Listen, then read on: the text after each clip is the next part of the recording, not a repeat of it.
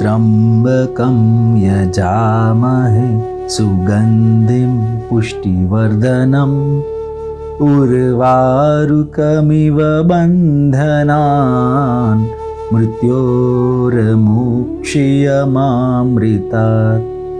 करोड़ो ब्रह्मांडोना नायक आशुतोष महादेवना दिव्य चरित्रोનું દિગ્દર્શન કરાવતી પવિત્ર કથા એટલે શિવ મહાપુરાણની કથા।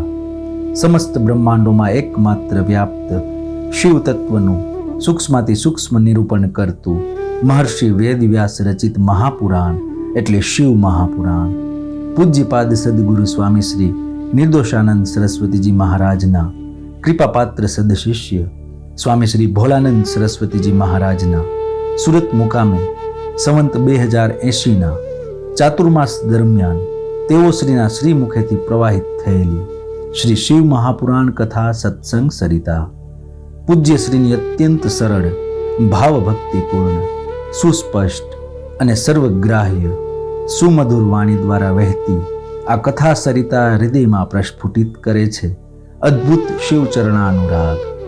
શિવોપાસનાનું રહસ્ય પ્રત્યેક કથાની માર્મિક સમજૂતી સાથે અનેક ઐતિહાસિક પ્રસંગોનું સુંદર નિરૂપણ શ્રોતાજનોને મંત્રમુગ્ધ કરે છે। જીવનું શિવ સાથે અનુસંધાન કરાવતી અંતરમાં અનેરો શિવ ભક્તિ ભાવ જગાડતી અને શિવ તત્વ જ્ઞાન વડે મુક્તિનો માર્ગ બતાવતી આ કથાનું રસપાન કરીએ। ચાલો આ શિવ મહાપુરાણની કથા સત્સંગ સરિતામાં સ્નાન કરી ધન્યતા અનુભવીએ। પ્રતિદિન સત્સંગ પ્રવચનનું જીવંત પ્રસારણ નિહાળો ગુરુ સાનિધ્ય યુટ્યુબ ચેનલ પર। ઓમ નમો નારાયણાય। સંપૂર્ણ ચર અચર સ્થાવર અને જંગમ જડ અને ચેતન જગતની ઉત્પત્તિ સ્થિતિ અને પ્રલય કરવાવાળી કોઈ એક શક્તિ છે, જે શક્તિ આ સમસ્ત સૃષ્ટિનું સંચાલન કરી રહી છે। પૃથ્વી સ્થિર છે, જળ વહ્યા કરે છે, વાયુ વહે છે, તેજ સર્વ જગતને પ્રકાશે છે, આકાશ સર્વ જગતને અવકાશ એટલે કે જગ્યા આપે છે, સૂર્ય ચંદ્ર જગતને ઉષ્ણતા અને શીતળતા આપે છે। સૃષ્ટિનું વિવિધ રીતે સર્જન પાલન અને વિસર્જન જે થઈ રહ્યું છે એ કોઈ અલૌકિક શક્તિ વડે થઈ રહ્યું છે। એ શક્તિને જ અલગ અલગ નામોથી કહેવામાં આવે છે। કોઈ એને પરમાત્મા કહે, કોઈ ભગવાન કહે, કોઈ રામ કહે, કોઈ કૃષ્ણ કહે, કોઈ શિવ કહે, કોઈ સાકાર તો કોઈ નિરાકાર, કોઈ સગુણ તો કોઈ નિર્ગુણ કહે છે। મૂળભૂત એક જ પરમાત્મા છે। પરમાત્માથી જ જગતનું સર્જન પાલન વિસર્જન થાય છે। એ પરમાત્મા શિવ છે। શિવ કોઈ એક નિશ્ચિત આકાર નથી, શિવ તો નિરાકાર તત્વ છે, શિવ નિર્ગુણ છે। પણ ભક્તોના ભાવથી ભાવિત થઈ શિવ સાકાર બને છે। ભગવાન આકાર ધારણ કરીને જગતમાં અનેક લીલાઓ કરતા હોય છે। ભગવાનના અનેક લીલા અવતારો જગતની અંદર થતા હોય છે। ભક્તોને સુખ આપવા માટે, પ્રેમ આપવા માટે, સંતુષ્ટ કરવા માટે, સનાતન ધર્મનું રક્ષણ કરવા માટે અને દુષ્ટોને દંડ આપવા માટે ભગવાન અનેક લીલાઓ કરતા હોય છે। એ શિવની લીલાઓ સ્થૂલ બુદ્ધિ વડે જાણવી બહુ કઠિન છે। જે અનન્ય ભાવથી શિવની શરણાગતિ વાળી ભક્તિ કરતા હોય એવા અનન્ય શિવચરણ પ્રેમી શિવ ભક્તો જ કંઈક અંશે શિવના તત્વને, શિવની લીલાઓને સૂક્ષ્મ સ્વરૂપે જાણી શકે છે। શિવની આ જગત ઉપર અનેક લીલાઓ થયા કરે છે। બ્રહ્મા અને વિષ્ણુ પણ શિવની જ પ્રેરણાથી પ્રેરિત થઈને જગતનું સર્જન પાલન કરતા હોય છે. ભગવાન મહારુદ્ર પણ જે શિવના જ અંશ છે, જે સાક્ષાત શિવ જ છે, એ ભગવાન મહારુદ્ર પણ શિવની જ પ્રેરણાથી જગતનો પ્રલય સમયે સંહાર કરતા હોય છે. ભગવાન મહારુદ્ર આ જગતમાં ફરી ફરીને દુષ્ટોને દંડિત કરતા હોય છે. દુષ્ટોને દંડ આપવાનું, ધર્મના વિરોધીઓનો, વિદ્રોહીઓનો વિનાશ કરવાનું કાર્ય ભગવાન મહારુદ્ર કરે છે. જે દૈત્યો, જે દાનવો, જે આસુરી માયા કોઈ અન્ય દેવતા વડે દૂર ન થઈ શકે એમ હોય, જે દૈત્યોનો વધ કોઈ દેવતાઓ વડે ન થઈ શકે એમ હોય, ત્યારે ભગવાન મહારુદ્રને શરણે બધા એ દેવતાઓ જાય છે અને એ ભગવાન મહારુદ્ર દેવશત્રુ દૈત્યોનો વિનાશ કરીને જગતમાં શાંતિની સ્થાપના કરે છે. ભગવાન શિવની આ બધી અદ્ભુત લીલાઓ છે. એ લીલાઓ આ શિવ મહાપુરાણની અંદર ખૂબ જ વિસ્તૃત રીતે, સૂક્ષ્મ રીતે મહર્ષિ વેદવ્યાસજી વર્ણવેલી છે. વેદવ્યાસજીની આ અદ્ભુત શિવ મહિમાથી ઓતપ્રોત થયેલી કલમ છે. વ્યાસજીના શિષ્ય સૂતજી આ કથા શૌનક વગેરે ઋષિઓને પ્રયાગરાજ તીર્થક્ષેત્રમાં સંભળાવી રહ્યા છે. વ્યાસજીના શિષ્ય સૂત અને શૌનક ઋષિનો સંવાદ છે. એની અંદર બ્રહ્માજી અને નારદજીનો સંવાદ છે. બ્રહ્માજી આ કથા નારદજીને સંભળાવે છે અને નારદજી અને બ્રહ્માજીના સંવાદની અંતર્ગત વ્યાસ અને સનતકુમારનો સંવાદ છે. સનતકુમાર જે ભગવાન બ્રહ્માજીના માનસ પુત્રો છે, બ્રહ્માજીના મનથી પ્રગટ થયેલા છે અને જે બાલ બ્રહ્મચારી છે, સદાય કૌમાર અવસ્થામાં જ વિચરણ કરતા હોય છે, તદ્દન વિરક્ત છે, ભગવાન શિવના મહાન ભક્તો છે. એ સનતકુમારોને વ્યાસજી પ્રશ્નો પૂછે છે. સનતકુમાર એના ઉત્તર આપે છે. શિવ મહાપુરાણની એક એક સંહિતાની કથા રૂપી સરિતા આગળ વહેતી વહેતી રુદ્ર સંહિતામાં યુદ્ધ ખંડ સુધી આ સરિતા પહોંચી છે. શિવ મહાપુરાણની બધી સંહિતાઓમાં મોટી સંહિતા એટલે રુદ્ર સંહિતા, જે બધી સંહિતાઓ કરતાં ખૂબ મોટી છે અને જેની અંદર 5 ખંડ છે. પહેલો સૃષ્ટિ ઉપાખ્યાન ખંડ, બીજો સતી ખંડ, ત્રીજો પાર્વતી ખંડ, ચોથો કુમાર ખંડ અને 5મો યુદ્ધ ખંડ. આ યુદ્ધ ખંડમાં ભગવાન મહારુદ્રે અસુરોની સાથે ભયંકર યુદ્ધો ખેલીને સૃષ્ટિ ઉપર ચોપાસ ફરી ફરીને મોટા મોટા અસુરોનો વિનાશ કર્યો. જગતનું ભગવાન મહારુદ્રે રક્ષણ કર્યું છે. આપણે સાંભળ્યું ભગવાન મહારુદ્રે જલંધરને પોતાના લલાટના તેજમાંથી પ્રગટ કર્યો છે. જલંધરનો જન્મ ભગવાન મહારુદ્રના લલાટના તેજમાંથી થયો છે. ઇન્દ્રે ભગવાન મહારુદ્રનું અપમાન કર્યું, ગઈકાલે કથામાં આપણે સાંભળ્યું. એટલે ભગવાને ઇન્દ્રને અભિમાન રહિત કરવા માટે પોતાના લલાટમાંથી અગ્નિ ઉત્પન્ન કર્યો હતો. દેવતાઓના ગુરુ બૃહસ્પતિએ ભગવાનની ક્ષમા માગી અને ઇન્દ્રને રુદ્રના કોપમાંથી બચાવી લીધો. ભગવાને મહાદેવે ઇન્દ્રને ક્ષમા તો આપી દીધી, પણ પોતાના લલાટમાંથી જે તીવ્ર અગ્નિ પ્રગટ થયો હતો એ અગ્નિને ભગવાને લવણ સમુદ્રમાં ફેંકી દીધો અને એ લવણ સમુદ્રમાં એ અગ્નિ બાળકરૂપ બની ગયો. બ્રહ્માજીએ એ બાળકને વરદાન આપ્યું, તારું નામ જલંધર પડશે. કેમ કે એણે બ્રહ્માજીના મસ્તકને ધૂણાવીને એની આંખમાંથી પાણી લાવી દીધા હતા, આંસુ પાડી દીધા હતા. એટલો એ ભયંકર પરાક્રમી જલંધર અસુર. કાલનેમી મહાઅસુરની પુત્રી જે વૃંદા, એ વૃંદાનો વિવાહ જલંધરની સાથે થયો છે. જલંધરે અદ્ભુત બળ અને પરાક્રમ કરીને દેવતાઓને હરાવી દીધા. સ્વર્ગ ઉપર અસુરોનું શાસન ચાલુ થયું. દેવતાઓ મનુષ્યોની જેમ પૃથ્વી પર બધે ભયથી ફર્યા કરે છે. જલંધર દેવતાઓને ક્યાંય શાંતિ લેવા દેતો નથી. દેવતાઓ ભગવાન શિવના શરણે જાય છે. ભગવાન શિવ જલંધરનો વધ કરવા માટે નારદજીની પ્રેરણા કરે. હે નારદજી, તમે જાઓ અને જલંધરને કોઈ પરસ્ત્રી ઉપર કુદ્રષ્ટિ થાય તો એનું પાપ વધે, અને પાપ વધે તો એને મારવો શક્ય બને છે. જલંધર જ્યારે પરસ્ત્રી ઉપર કુદ્રષ્ટિ કરશે ત્યારે એનું તેજ ક્ષીણ થઈ જશે. પરસ્ત્રી ઉપર લોભાયમાન કરવા માટે નારદજી જલંધરની પાસે જાય છે અને જલંધરને કહે છે કે જલંધર, આ સૃષ્ટિમાં મેં ઘણી બધી સંપત્તિઓ, સુખ વૈભવો બધી મેં જોયા છે, પણ ભગવાન શિવના સુખ સંપત્તિ વૈભવની પાસે તારા સુખ સંપત્તિ વૈભવ બધા સાવ નગણ્ય છે.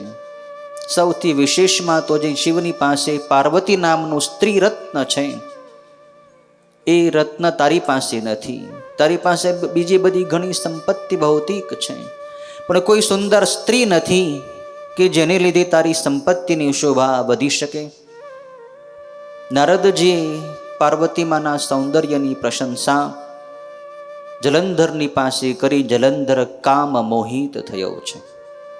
માં પાર્વતીને મેળવવાની લાલસા જલંધરના મનમાં જાગી છે. અત્યંત ભયંકર પાપ, જે જગતની માતા છે, જે આદ્ય શક્તિ જગત જનની ભવાની છે, એના જ ઉપર કુદ્રષ્ટિ એટલે જીવનો વિનાશ થઈ જાય.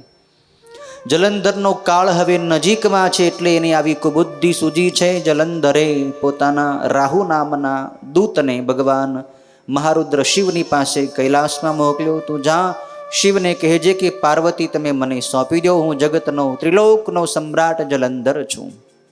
મારો આ સંદેશ શિવને સંભળાવી દે.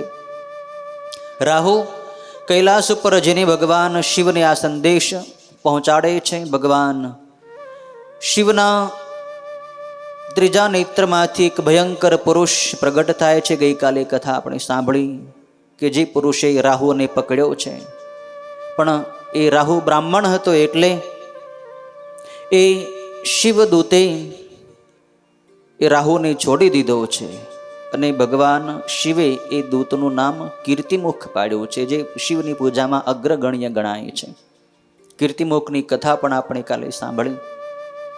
રાહુ ભગવાન શિવની પાસેથી જઈ અને જલંધરને કહે છે કે મેં આપનો સંદેશ શિવને સંભળાવ્યો તો ખરો, પણ શિવે મારું અને આપનું અપમાન કર્યું છે. એણે ભયંકર દૂત વડે મને મારવાનો પ્રયત્ન કર્યો, પણ માંડ એનાથી છૂટીને હું આપની સુધી પહોંચ્યો છું. હવે આપે જે કરવું હોય તે કરો. જલંધરને ભગવાન મહારુદ્ર સાથે યુદ્ધ કરવાની ઈચ્છા થાય છે. રુદ્ર ઉપર ચડાઈ કરવી એવો નિર્ણય લે છે જલંધર, અને પોતાના શુંભ, નિશુંભ, કાલનેમી વગેરે મોટા મોટા દૈત્યોની સેનાઓની કરોડોની સંખ્યામાં દૈત્યોની સેનાઓને સાથે લઈ જલંધર ભગવાન શિવની સાથે યુદ્ધ કરવા માટે કૈલાસ તરફ આવે છે. કૈલાસ પર્વતની ચારે બાજુથી જલંધરે ઘેરી લીધો છે અને ભયંકર ગર્જનાઓ કરીને લલકાર કરે છે. આ બાજુ ભગવાન શિવને પણ પ્રચંડ ક્રોધ થાય છે. જલંધરની સાથે યુદ્ધ કરવા માટે ભગવાન મહાદેવ, નંદી, વીરભદ્ર, કાર્તિકેય, ગણપતિ વગેરે પોતાના મુખ્ય સેનાપતિઓને, પુત્રોને અદ્ભુત કરોડોની સંખ્યામાં પોતાના ગણોને સાથે લઈને મોકલાવે છે. કૈલાસ પર્વત ઉપરથી ભગવાન શિવના ગણો નીચે ઉતરે છે અને એ અરસામાં જલંધર અને શિવ ગણોનું ભયંકર યુદ્ધ થાય છે. યુદ્ધ એટલું ભયંકર છે કે લોહીની નદીઓ વહેવા માંડી. આકાશ આખું શસ્ત્રો અસ્ત્રોથી છવાઈ જાય છે. આ બાજુ જલંધરના જે મુખ્ય સેનાપતિઓ શુંભ, નિશુંભ અને કાલનેમી છે, એણે ભગવાન શિવના મુખ્ય ગણ જે નંદી, ગણેશ અને કાર્તિક એ ત્રણેયની સાથે ભયંકર યુદ્ધ કર્યું છે. સામસામા શિવગણો અને દૈત્યો ભયંકર યુદ્ધ કરી રહ્યા છે. કાલનેમીએ નંદીની સાથે યુદ્ધ કર્યું છે શુંભ સાથે ગણપતિનું યુદ્ધ થયું છે અને નિશુંભની સાથે કાર્તિક સ્વામીનું યુદ્ધ થયું છે. બધા એક એકથી ચડિયાતા છે. રણમાં મહાન બળ અને પરાક્રમ કરે છે. કોઈ કોઈનાથી હટતા નથી. એકબીજાને હણવા માટે બધા પોતાની પૂરી શક્તિથી શસ્ત્રોથી પ્રયત્ન કરે છે અને લોહીની નદીઓ વહેવા માંડી છે. ભયંકર યુદ્ધ થાય છે આ મેદાનમાં. કાલનેમીએ અત્યંત ક્રોધે ભરાઈને પોતાના ધનુષ્યમાંથી અનેક તીક્ષ્ણ બાણો છોડીને નંદીના ધનુષ્યને કાપી નાખે છે. શુંભ ગણપતિની સાથે ભયંકર યુદ્ધ કરે છે અને અનુક્રમે રથ તથા ઉંદર ઉપર બેસીને ગણપતિ શુંભની સાથે યુદ્ધ કરી રહ્યા છે. નિશુંભ કાર્તિક સ્વામીની સાથે યુદ્ધ કરી રહ્યા છે. એ વખતે શુંભ અને નિશુંભે મળીને બંને અસુરોએ મળીને એકલા ગણપતિની ઉપર ખૂબ બધા પ્રહારો કર્યા. ગણપતિ મૂર્છિત થવા જાય છે. ત્યાં વીરભદ્ર આવી જાય છે. ભગવાન શિવના મહાન બળ અને પરાક્રમથી યુક્ત આ વીરભદ્રે આવીને પ્રચંડ પરાક્રમ કરી શુંભ નિશુંભને ભગાડી દીધા છે. એ વખતે નંદીએ પણ પરાક્રમ કરીને કાલનેમી ઉપર અનેક શસ્ત્ર પ્રહારો કર્યા છે. કાલનેમી શુંભ અને નિશુંભને ત્યાંથી ભાગવું પડે છે. શિવગણોનું બળ વધી ગયું છે. દૈત્યો હારવા માંડ્યા. દૈત્યો ભાગવા માંડ્યા. દૈત્ય સેનામાં ભંગાણ પડ્યું છે. ચારે બાજુ દૈત્યો વિખરાઈ ગયા છે. કેમ કે શિવના ગણોને ભગવાન શિવની જે શક્તિ પ્રાપ્ત છે. શિવગણોએ ભયંકર પરાક્રમ કરી અસુરોને વેર વિખેરે કરી નાખ્યા છે. ત્યારે પોતાની સેનામાં ભંગાણ થતું જોઈને જલંધર અસુર એ વેળા રણ મેદાનની અંદર યુદ્ધ માટે ઉતરી પડે છે.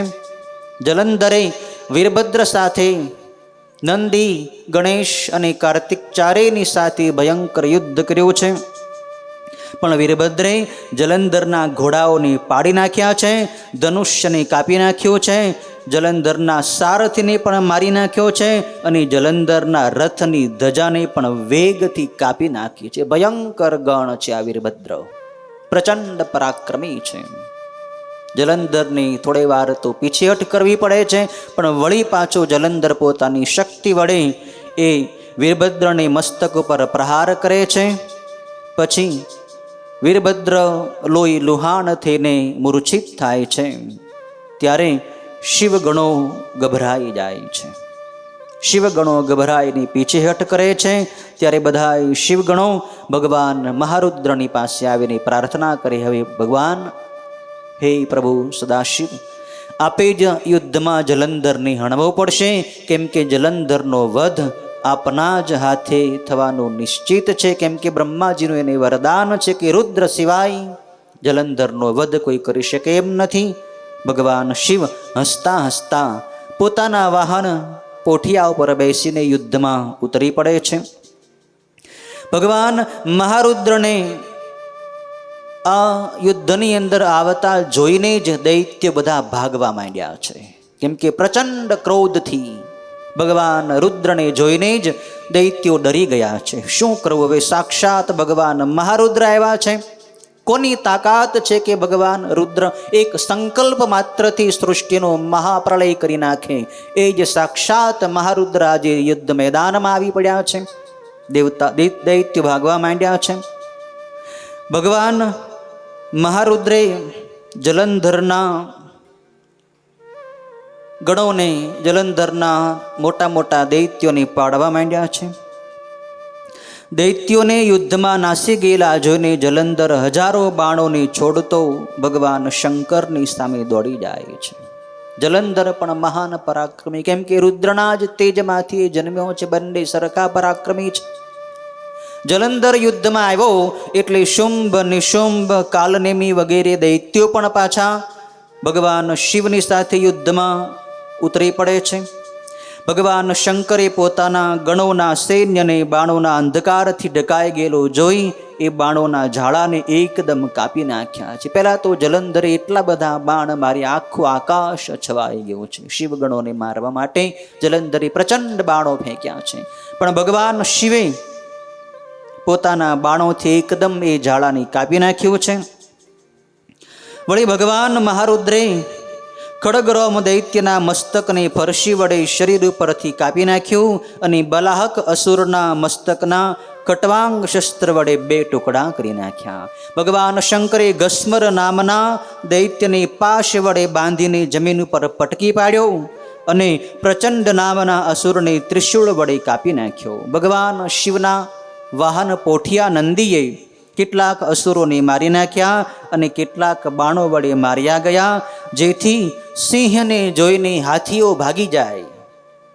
એમ ભગવાન મહારુદ્રને જોઈને દૈત્યો ભાગવા માંડ્યા છે.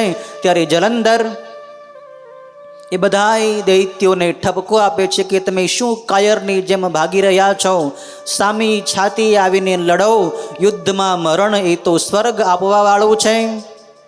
જે યુદ્ધમાંથી ડરીને ભાગી જાય છે એને નરકમાં પણ સ્થાન મળતું નથી. હે દૈત્યો, આજે તમારું બળ આ બધું ક્યાં ગયું છે? યુદ્ધમાં ભલે મૃત્યુ થઈ જાય પણ પીછેહટ ન કરવી જોઈએ. હર કોઈ યોદ્ધો જે રણમાં સામે રહીને મૃત્યુ પામ્યો હોય તે સૂર્યના મંડળને ભેદીને પરમપદ પામે છે. વળી સમજો લોકોએ મૃત્યુનો ભય તો ક્યારેય કરવો ન જોઈએ, કેમ કે મૃત્યુ તો આજે કે 100 વર્ષના અંતે પણ એકવાર તો મરવાનું જ છે ને. તો લડી લો, ભલે મૃત્યુ થઈ જાય તો કુરબાન છે, પણ પીઠ બતાવો ને હે અસુરો, તમે ઊભા રહો. માત્ર તમે મારી સામે ઊભા તો રહો, બાકી બીજું બધું યુદ્ધ તો હું કરી લઈશ. જલંધરની અદ્ભુત શૌર્ય છે, પણ છતાંય કોઈ દૈત્યો ભગવાન શિવની સામે યુદ્ધ કરવા માટે હિંમત કરતા નથી. બધાય ભાગવા માંડ્યા છે. પછી એકલો જલંધર જ ભગવાન મહારુદ્રની સામે ટકે છે. જલંધર ભગવાન શિવને કહે છે કે હે જટાધારી રુદ્ર, તમે મારી સાથે યુદ્ધ કરો. આ બધા લોકોને મારવાથી તમને શું ફળ મળવાનું છે? તમારામાં જે કાંઈ બળ હોય તે તમે આજે મને બતાવી દો. આજે હું ભયંકર પરાક્રમ કરીશ. ત્યારે ભગવાન મહારુદ્રે એની સાથે યુદ્ધ ચાલુ કર્યું છે. અને પ્રથમ તો જલંધરે જ ભગવાન શિવને 70 બાણો માર્યા છે. પણ ભગવાન શિવે એ બાણો પોતાની પાસે આવે એ પહેલાં જ તીક્ષ્ણ બાણોથી એને કાપી નાખ્યા છે. અને પછી પોતે 7 બાણ વડે ભગવાન મહાદેવે જલંધરના ઘોડાઓને, ધજાને તથા ધનુષ્યને કાપી નાખ્યા છે. પછી એ સમુદ્રનો પુત્ર જલંધર ક્રોધાયમાન થઈને ગદા હાથમાં લઈને ભગવાન મહારુદ્રની સામે દોડ્યો છે. ગદા યુદ્ધ કરવા માટે જલંધર આવ્યો છે. પણ ભગવાન મહેશ્વરે ફેંકેલી એ ગદાના બાણો વડે તરત જ 2 ટુકડા કરી નાખ્યા છે. ભગવાન મહેશ્વરે એ ગદાના 2 ટુકડા કરી નાખ્યા છે. ભગવાન મહેશ્વરે જલંધરને બાણોના સમૂહો મારીને 1 ગાવ જેટલો દૂર ફેંકી દીધો. એટલા બધા પ્રચંડ બાણ ભગવાન મહારુદ્રે જલંધરની ઉપર ફેંક્યા છે કે 1 ગાવ જેટલો દૂર ફેંકાઈને પડ્યો છે જલંધર. પણ વળી પાછો એ જલંધર ભગવાન રુદ્રને પોતાના કરતાં પણ અધિક બળવાન જાણે છે. જલંધરને થયું કે આ તો સાક્ષાત રુદ્ર છે અને મારા કરતાં પણ વધારે બળવાન છે. એટલે રુદ્રને સામી છાતીએ નહીં પણ કંઈક મારી માયા વડે, કંઈક છળ કપટ અને પ્રપંચ વડે શિવને મારે મોહિત કરવા પડશે. એમ ધારીને જલંધરે પોતાની માયા શક્તિ વડે ઘણા બધા ગંધર્વોને અને અપ્સરાઓના ટોળાઓને ઉત્પન્ન કર્યા છે. એ ગંધર્વો એ યુદ્ધ ભૂમિ ઉપર સુરીલા સ્વરથી ગાયન કરવા માંડ્યા છે. અપ્સરાઓ નાચવા માંડી છે. ગાયન અને વાદન આ યુદ્ધ ભૂમિ ઉપર ક્યાંથી શરૂ થયું? ભગવાન મહારુદ્ર આ સંગીતનો સુરીલો ધ્વનિની થોડી વાર ત્યાં સ્તંભિત થાય છે. જુએ છે કે આ જલંધર ક્યાં ગયો? જલંધર ત્યાંથી અદ્રશ્ય થઈ ગયો. પોતાની માયા વડે જલંધર અદ્રશ્ય થયો અને યુદ્ધભૂમિ ઉપર ગંધર્વો ગાવા લાગ્યા, અપ્સરાઓ નાચવા લાગી. થોડીક ક્ષણ ભગવાન ત્યાં થંભી ગયા. એ અરસામાં જલંધરે માં પાર્વતીને કામ દ્રષ્ટિ વડે જોવાની ઈચ્છા કરી. માં પાર્વતી જ્યાં હતા ત્યાં આ જલંધર પોતે ભગવાન મહારુદ્રનું સ્વરૂપ ધરીને જાય છે. માથે જટા બાંધી લીધી છે, વાઘાંબર ગજાંબરનો વેશ શિવના જેવો જ બનાવીને જલંધરમાં પાર્વતીની પાસે જાય છે. પણ જેટલામાં માં પાર્વતી ઉપર જલંધરની દ્રષ્ટિ પડે છે ત્યાં તો જલંધર નિસ્તેજ થઈ જાય છે. જલંધરનું તેજ ક્ષીણ થઈ ગયું, કેમ કે માતાની ઉપર કુદ્રષ્ટિ એટલે ભયંકર પાપ.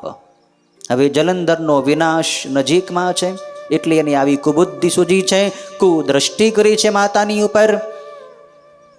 માતા પાર્વતી પર દ્રષ્ટિ કરતા જ જલંધરનું તેજ હણાઈ ગયું. માં પાર્વતી તુરંત ઓળખી ગયા કે આ તો મહાન માયાવી જલંધર છે, અને એ જ મહારુદ્રનું સ્વરૂપ ધરીને મારી પાસે આવ્યો છે. એટલે માં પાર્વતી એકદમ તુરંત ત્યાંથી અદૃશ્ય થઈને માન સરોવર તરફ જતા રહ્યા છે.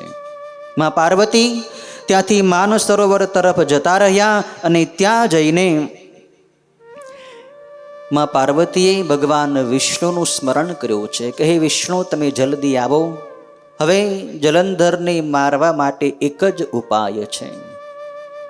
જલંધરને હજી સુધી કોઈ હણી શક્યું નથી. આપણા જે સૈનિકો છે, વીરભદ્ર, નંદી, રીંગી, મહાકાલ, મારા પુત્ર ગણપતિ અને કાર્તિકેય, એ પણ જલંધરની હણી શકવા સક્ષમ છે. પણ જલંધરની પત્ની જે વૃંદા છે ને, એ વૃંદા મહાન પતિવ્રતા છે.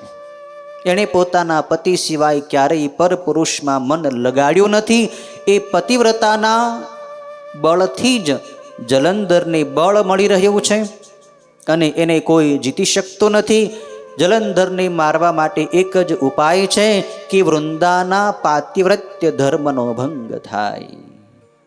વૃંદા પર પુરુષનું સેવન કરે તો એનું તપ ક્ષીણ થાય, એનું વ્રત નષ્ટ થાય, અને વૃંદાનું વ્રત પાતિવ્રત્ય નષ્ટ થાય તો જલંધરને હણવો શક્ય બને છે. માટે હે વિષ્ણુ, તમે જલ્દી જાઓ અને વૃંદાને તમે મોહિત કરો. માં પાર્વતીની આજ્ઞા થઈ છે, એટલે ભગવાન વિષ્ણુ વૃંદાના પાતિવ્રત્ય ધર્મનો ભંગ કરવા માટે વૃંદાના નગરમાં જાય છે. 23મા અધ્યાયની અંદર આ કથા આવે છે. વૃંદાને મોહિત કરવા માટે ભગવાન વિષ્ણુએ રાત્રે વૃંદાને એક ભયંકર સ્વપ્ન દેખાડ્યું છે. ભગવાન વિષ્ણુ એક અદ્ભુત તપસ્વીનું સ્વરૂપ ધારણ કરીને એ જલંધરના નગરની બહારના બગીચામાં પોતાના શિષ્યને લઈને ત્યાં બગીચાની અંદર તપ કરવા માટે બેસી જાય છે. ભગવાન વિષ્ણુ પોતાના શિષ્યની સાથે જલંધરના નગરના બહારના બગીચામાં તપ કરી રહ્યા છે, તપસ્વી સ્વરૂપે. વૃંદા રાત્રે એવું ભયંકર સ્વપ્ન જોવે છે કે એને પોતાના સ્વપ્નમાં પોતાના પતિને એકદમ કાળા રંગવાળો જોવે છે. પાડાની ઉપર બેઠેલો પોતાનો પતિ છે, અને દક્ષિણ દિશા તરફ જઈ રહ્યો છે. એના પતિના મસ્તક ઉપર મુંડન છે. આખું આકાશ અંધારાથી ઘેરાઈ ગયું છે. કાળા પુષ્પો એના કંઠની અંદર એણે લગાડેલા છે. અને સ્વપ્નમાં વૃંદાએ એવું પણ જોયું કે પોતાનું જે આ નગર છે એકદમ સમુદ્રનો પાણી એકદમ વધી ગયું, અને સમુદ્રના જળની અંદર આખું નગર ડૂબી રહ્યું છે. નગર ડૂબી રહ્યું છે. એનો પતિ આવો ભયંકર ખરાબ વેશ પહેરીને દિગંબર થઈને પાડા ઉપર બેસીને દક્ષિણ દિશામાં જઈ રહ્યો છે. ભયંકર અપશુકન વાળું આ સ્વપ્ન વૃંદાને દેખાય છે. રાત્રે ભગવાન વિષ્ણુની માયા છે. એ જોઈને રાત્રે આ વૃંદા અડધી રાત્રે જાગી જાય છે અને વિચાર કરે છે કે શું કરવું, મારા પતિનું શું થયું હશે. પછી વૃંદા સવાર પડે પણ એને ક્યાંય ચેન પડતો નથી. મારા પતિનું શું થયું હશે યુદ્ધમાં. મહેલની અગાસી ઉપર જાય છે, અટારીઓમાં જાય છે, મહેલની બહાર જાય છે, બગીચામાં જાય છે, પણ ક્યાંય આ વૃંદાની ચેન પડતું નથી કે મારા પતિનું શું થયું હશે. પણ એટલામાં જ્યાં એ બગીચામાં જાય છે વૃંદા, ત્યાં બે ભયંકર રાક્ષસો એ વૃંદાની પાછળ પડે છે. એ રાક્ષસોનું મુખ સિંહ જેવું છે, એના દાંત ચમકી રહ્યા છે. આવા ભયંકર રાક્ષસોને જોઈને વૃંદા ડરી જાય છે અને ભાગતી ભાગતી બગીચામાં જ્યાં ભગવાન વિષ્ણુ તપસ્વી સાધુનો વેશ લઈને બેઠા છે ત્યાં વૃંદા આવે છે ને એ તપસ્વી સાધુના ચરણોમાં પડી જાય છે વૃંદા કે મને બચાવો, આ ભયંકર બે રાક્ષસો મને મારવા માટે, મને પકડવા માટે આવી રહ્યા છે. આ બધી ભગવાન વિષ્ણુની માયા છે.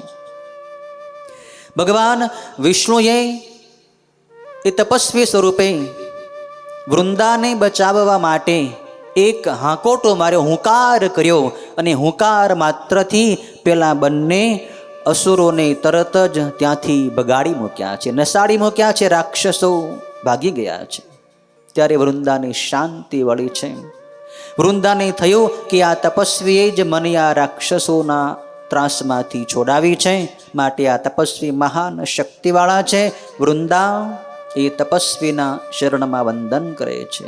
હે મુનિવર, હે તપસ્વી સાધુ, આપે મારું રક્ષણ કર્યું, મને બચાવી છે. તો હે મુનિનાથ, હું આપને એક પ્રશ્ન કરું છું. આપ તો સર્વજ્ઞ છો, બધું જાણો છો, ત્રિકાળ જ્ઞાની છો. મને એ જાણવાની ઈચ્છા છે કે મારા પતિ જે ભગવાન મહારુદ્રની સાથે યુદ્ધ કરવા ગયા છે એનું અત્યારે શું થયું છે? મારા પતિ અત્યારે યુદ્ધમાં કઈ સ્થિતિમાં છે? એ હારી રહ્યા છે કે જીતી રહ્યા છે? જીવિત છે કે મૃત્યુ પામ્યા છે?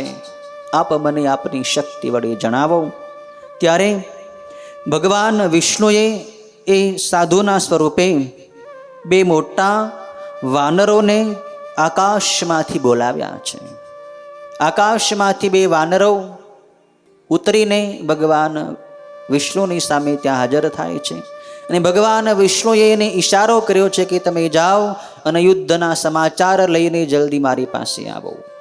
વૃંદા બધી ઘટના જોવે છે કે આ બે વાનરો આવ્યા, ભગવાન વિષ્ણુએ એને યુદ્ધની પરિસ્થિતિ જાણવા માટે મોકલ્યા છે. તપસ્વી સાધુએ થોડી ક્ષણમાં જ એ બંને વાનરો પાછા આવે છે અને એક વાનરના હાથમાં જલંધરનું કપાયેલું મસ્તક અને ધડ છે, અને બીજા વાનરના હાથમાં એ જલંધરના કપાયેલા હાથ છે. આ બધી ભગવાન વિષ્ણુની માયા છે. જલંધરના મસ્તક, ધડ અને હાથ લઈને આ બંને વાનરો ત્યાં તપસ્વીની સામે ઉપસ્થિત થયા છે. જલંધરને મરાયેલો જોઈને વૃંદા અતિ વિલાપ કરે છે. મારા પતિનું મૃત્યુ થયું. વૃંદા અતિ રડે છે. હું આપને પહેલા જ કહેતી હતી, હે પતિદેવ, તમે ભલે બહુ મોટા શક્તિવાળા હતા, યુદ્ધમાં મોટા મોટા દેવતાઓને પણ તમે હરાવ્યા છે, વિષ્ણુને પણ તમે એની પત્ની લક્ષ્મી સહિત આપણા નગરની અંદર લઈ લીધા છે, આપણા પક્ષમાં કરી લીધા હતા, પણ તમે જે ભગવાન મહારુદ્રની સામે યુદ્ધ માટે ગયા ને એ જ બહુ ખોટું કર્યું. હું આપને પહેલાં જ કહેતી હતી કે મહારુદ્ર તો ભયંકર સાક્ષાત પરબ્રહ્મ જ છે, એની સાથે યુદ્ધ કરવું યોગ્ય નથી. પણ આપે મારું એક વચન માન્યું નહીં અને ભગવાન શિવની સાથે યુદ્ધે ચડ્યા. આ બહુ ખોટું થયું. વૃંદા તે વિલાપ કરે છે. પછી એ વૃંદા એ તપસ્વી મુનિના જ શરણમાં પડીને પ્રાર્થના કરે કે હે મુનિવર, આપ તો સર્વ સમર્થ છો, આપ પોતાની તપઃ શક્તિ વડે મારા પતિદેવની અત્યારે સજીવન કરો. આપ કૃપા કરો અને મારા પતિ પુનર્જીવિત થાય એનો કંઈક ઉપાય કરો. ત્યારે ભગવાન વિષ્ણુ જે સાધુ તપસ્વી રૂપે ત્યાં નગરની બહાર બગીચામાં બેઠા છે એ વૃંદાને કહે છે કે હે વૃંદા, તારા પતિને સાક્ષાત મહારુદ્રે મારી નાખ્યો છે, તો એને જીવાડવો તો મને અશક્ય જેવું લાગે છે. કેમ કે રુદ્ર વડે જ જેનું મૃત્યુ થાય એને કોઈ જીવિત ન કરી શકે. પણ તે મને પ્રાર્થના કરે છે, તું મારી શરણે આવી છો, માટે શરણાગતનું રક્ષણ કરવું એ મારી પ્રતિજ્ઞા છે. તો હું મારી તપઃ શક્તિ વડે તારા પતિની અત્યારે સજીવન કરીશ. એ તપસ્વીએ વૃંદાને આશ્વાસન આપ્યું છે. વૃંદા શાંત થઈ છે. થોડીક વારમાં એનો પતિ જલંધર ત્યાં પ્રગટ થાય છે, પુનર્જીવિત થાય છે, અને ભગવાન વિષ્ણુ જે તપસ્વી સ્વરૂપે ત્યાં બગીચામાં બેઠા હતા એ ત્યાંથી અદૃશ્ય થઈ જાય છે. એટલે કે ભગવાન વિષ્ણુ જ જલંધરનું રૂપ લઈને વૃંદાની સામે પ્રગટ થાય છે. ભગવાન વિષ્ણુએ જલંધરનું રૂપ લીધું છે. વૃંદાએ જોયું કે મારા પતિ તો સજીવન થયા. વૃંદાને આનંદ થયો છે. વૃંદા પોતાના પતિને જીવિત જોઈને આનંદ પામે છે. એ બગીચામાં પોતાના પતિની સાથે ઘણા સમય સુધી વિહાર કરે છે. પણ થોડા સમય પછી વૃંદાને ખ્યાલ આવ્યો કે આ મારા પતિ નથી, પણ આ કોઈ બીજું છે. વૃંદાએ પોતાની શક્તિ વડે, પોતાના પાતિવ્રત્ય ધર્મ વડે જાણી લીધું કે આ મારા પતિ નથી, આ તો મહામાયાવી દૈત્યોના શત્રુ ભગવાન વિષ્ણુ છે, અને એણે મારા પાતિવ્રત્ય ધર્મનો ભંગ કર્યો છે. વૃંદા ભગવાન વિષ્ણુને ઓળખી જાય છે અને ભગવાન વિષ્ણુ પર ક્રોધાયમાન થઈને ભગવાન વિષ્ણુને વૃંદા શાપ આપે છે કે હે મહા અધમ દૈત્ય શત્રુ, હે બીજાઓના ધર્મને બગાડનાર વિષ્ણુ, સગળા ઝેર કરતા પણ ઉગ્ર, હું તમને આજે શાપ આપું છું કે તમે માયા વડે બે રાક્ષસો પ્રગટ કરીને જે મને બતાવ્યા હતા ને, જે પેલા રાક્ષસો જેનું મોઢું સિંહ જેવું હતું, જેના દાંત ચમકી રહ્યા હતા, એ જ બંને રાક્ષસો ખરેખર રાક્ષસ થઈને તમારી પત્નીનું હરણ કરશે. હે વિષ્ણુ, તમારી પત્નીનું હરણ એ બંને રાક્ષસો કરશે, અને તમે પણ પત્નીના દુઃખથી પીડાઈને જંગલમાં વાનરોની સહાય મેળવી અને જે આ સર્પેશ્વર શેષનાગ તમારા શિષ્ય બન્યા હતા તેમની સાથે વનમાં ભટક્યા કરજો. વૃંદાનો શાપ છે, અને એ જ શાપ ભગવાન વિષ્ણુએ ત્યાં સ્વીકારી લીધો. આ ભગવાનની બધી લીલા છે. ભગવાનને પણ રામાવતાર ધારણ કરવાનો હતો અને રાવણનો વધ કરવાનો હતો. એટલે વૃંદાના શાપથી જ ભગવાન વિષ્ણુએ આવી રીતે રામાવતારમાં બધી લીલાઓ કરી છે. કહેવાનું તાત્પર્ય કે વૃંદાના પાતિવ્રત્ય ધર્મનો ભંગ ભગવાન વિષ્ણુએ કર્યો, એટલે વૃંદા ક્રોધાયમાન થઈને આવો શાપ આપે છે. પેલા બે અસુરો એટલે એ જ રાવણ અને કુંભકર્ણ થયા છે કે જેણે ભગવાન રામની સાથે યુદ્ધ કર્યું હતું. ભગવાન વિષ્ણુના જે શિષ્ય ત્યાં બગીચાની અંદર આવ્યા હતા, એ શિષ્ય એ શેષનાગ હતા, જે રામાવતારમાં લક્ષ્મણજી થયા છે. અને પેલા બે વાનરોને ભગવાન વિષ્ણુએ જે પ્રગટ કર્યા હતા, એ જ વાનરોની સેના સાથે રાખીને ભગવાન રામે રાવણની ઉપર વિજય મેળવ્યો છે.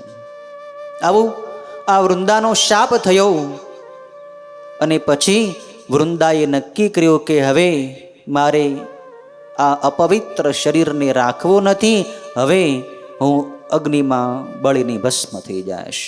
વૃંદાએ ત્યાં ચિતા બનાવી છે, અને એ વૃંદા વિષ્ણુ ભગવાન જોવે એટલામાં જ વિષ્ણુ ભગવાનની ઉપસ્થિતિમાં જ ત્યાં ચિતાની અંદર વૃંદાએ પ્રવેશ કરી ગઈ અને બળીને ભસ્મ થઈ ગઈ છે.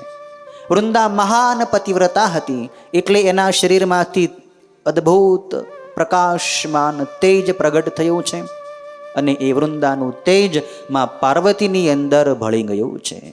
વૃંદા સદગતિ પામી છે, વૃંદાને મોક્ષ મળ્યો છે, અને વૃંદાની સદગતિ જોવા માટે એ વખતે બહુ મોટા મોટા દેવતાઓ અને મુનિઓ ઋષિઓ ત્યાં પ્રગટ થયા છે. બધાએ આવીને વૃંદાના વખાણ કર્યા છે અને જય જયકાર કર્યો છે કે ધન્ય છે આ વૃંદાને.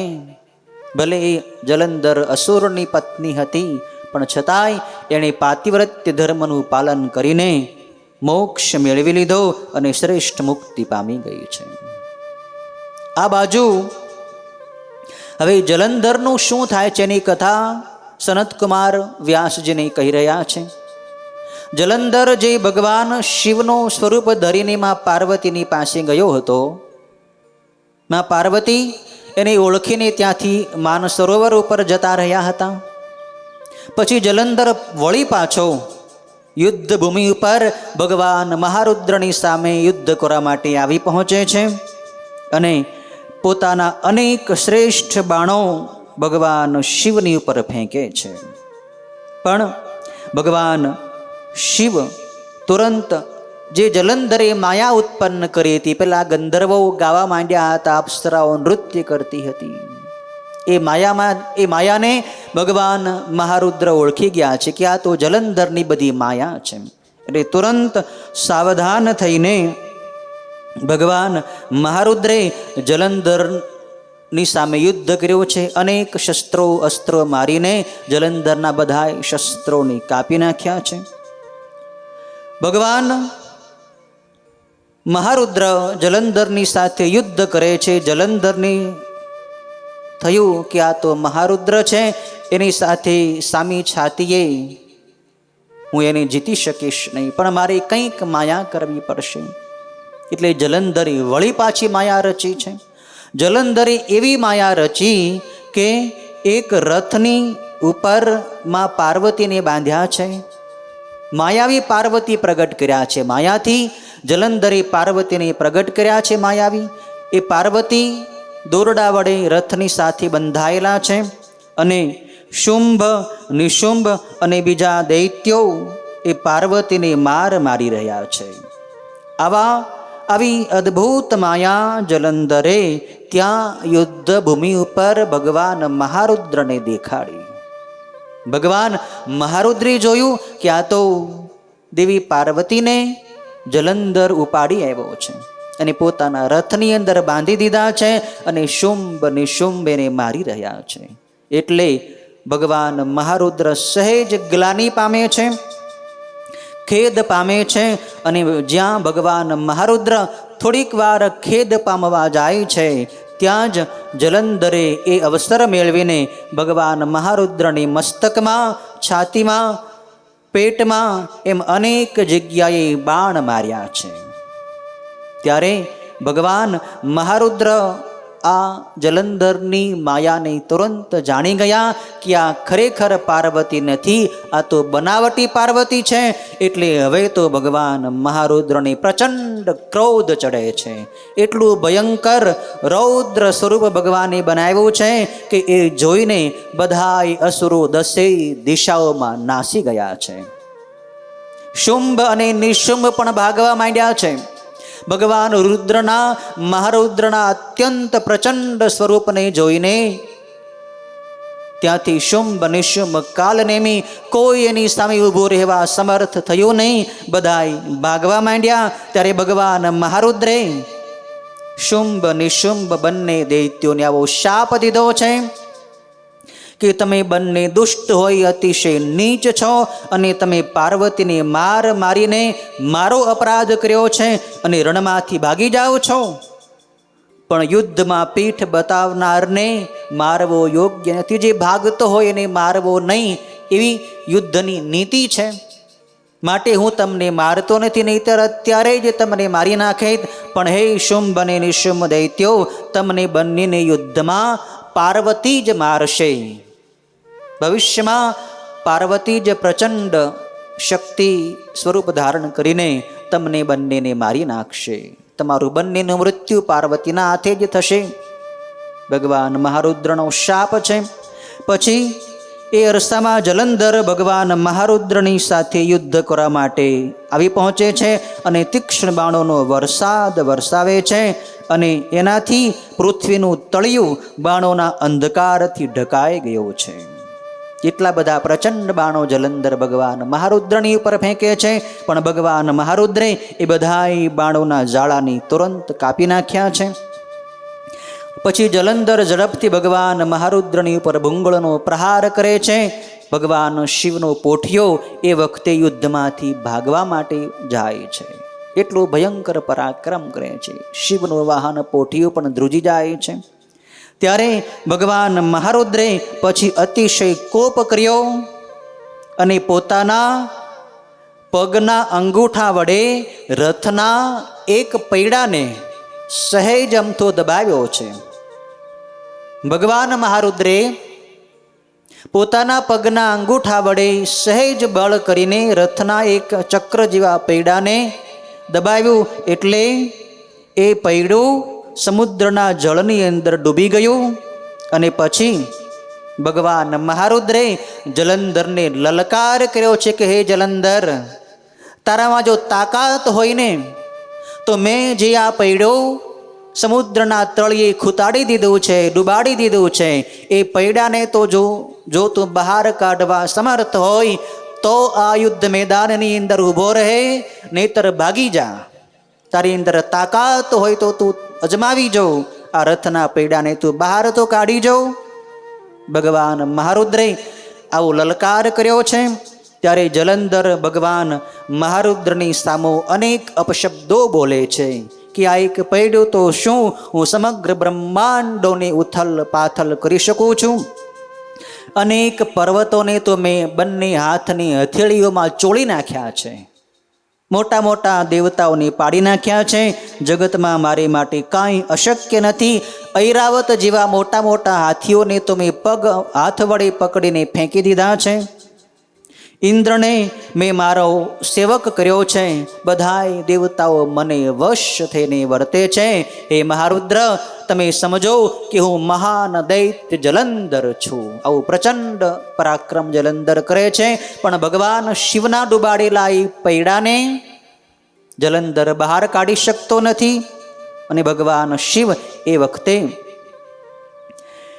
પોતાનું સુદર્શન નામનું ચક્ર હાથમાં લે છે. જે ચક્ર મહાન તીક્ષ્ણ ધારવાળું છે. એ સુદર્શન નામનું ચક્ર જે કરોડો સૂર્ય જેવું પ્રકાશમાન છે, એ ચક્ર ભગવાન મહારુદ્રે હાથમાં લઈને એ ચક્રને વેગથી જલંધરની તરફ ફેંક્યું છે.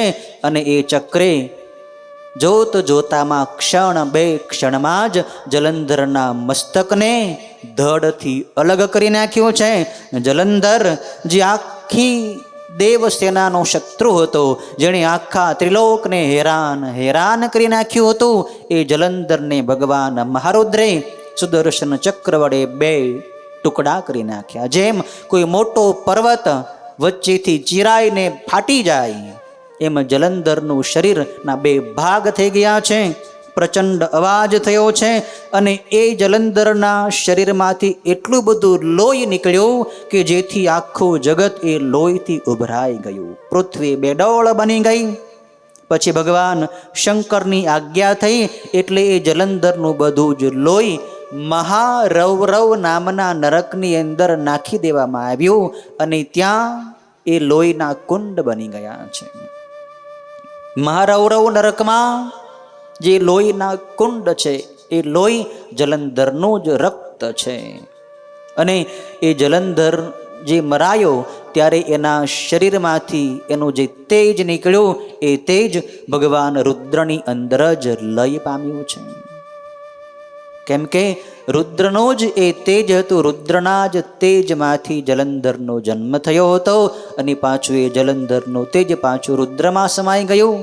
જેમ વૃંદાનું તેજમાં પાર્વતીમાં સમાઈ ગયું, એમાં જલંધરનું તેજ ભગવાન રુદ્રની અંદર સમાઈ ગયું છે. જગતમાં બધી શાંતિ થઈ ગઈ છે. આકાશમાંથી પુષ્પોની વૃષ્ટિ થવા લાગી. સિદ્ધો, દેવતાઓ, મુનીશ્વરો બધાએ ભગવાન શિવનો યશ ગાવા લાગ્યા છે. બધાએ સાથે મળીને ભગવાન શિવની ખૂબ સુંદર સ્તુતિ કરી છે કે મહાદેવ, બધાની શરણ લેવા લાયક એક છેલ્લું સ્થાન આપ જ છો.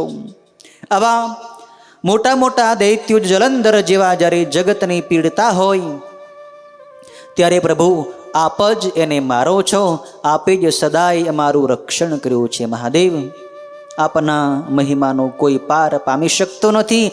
આપે પહેલા અનેકો ભક્તોને પાપમાંથી મુક્ત કર્યા છે, આપના દર્શન આપ્યા છે. અનેક લીલાઓ કરીને પ્રભુ જગતમાં આપે ભક્તોનું સદાય રક્ષણ કર્યું છે.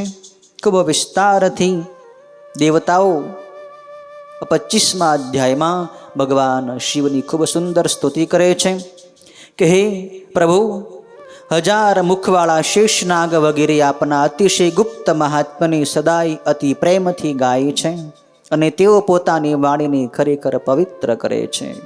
હે મહાદેવ, આપની કૃપાથી જળ પણ બ્રહ્મજ્ઞાની બની શકે છે. ખરેખર આપ ભક્તિ વડે જ પ્રસન્ન થાઓ છો. ભક્તિથી જ ઘણા લોકો મુક્તિને પામ્યા છે. આ લોકમાં દુખિયા હોય તેઓ પણ આપની ભક્તિથી જ સર્વ સુખ ભોગવી નિર્વિકાર થઈને મોક્ષ પામે છે. પૂર્વે યદુપતિ દાશાર્હ નામનો રાજા થઈ ગયો. એ આપનો ભક્ત થઈને જ સિદ્ધિને પામ્યો છે અને તેની પત્ની કલાવતી પણ આપની ભક્ત બનીને પરમ સિદ્ધિને પામી ગઈ છે. કલાવતી અને દાશાર્હ રાજાની કથા સ્કંદ પુરાણની અંદર આવે છે. બંને પતિ પત્ની શિવની ભક્તિ કરીને શિવને પામી ગયા છે. હે મહાદેવ, મિત્રસહ નામનો રાજા અને તેની પત્ની મદયંતી પણ આપની ભક્તિથી જ પરમ કૈવલ્ય પદ એટલે કે મોક્ષને પામી ગયા છે. હે મહાદેવ, કૈકેયીની મોટી બહેનની પુત્રી સૌમિની નામની જે બહેન છે એ પણ આપની ભક્તિને લીધે જ યોગીઓને પણ દુર્લભ એવા પરમ સુખને પામી છે.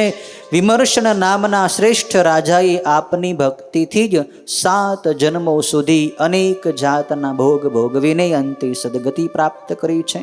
ચંદ્રસેન નામનો ઉત્તમ રાજા આપની ભક્તિથી જ આ લોકમાં સર્વ ભોગો ભોગવીને દુઃખથી રહિત થઈ છેવટે પરલોકમાં પણ પરમ સુખ પામ્યો હતો.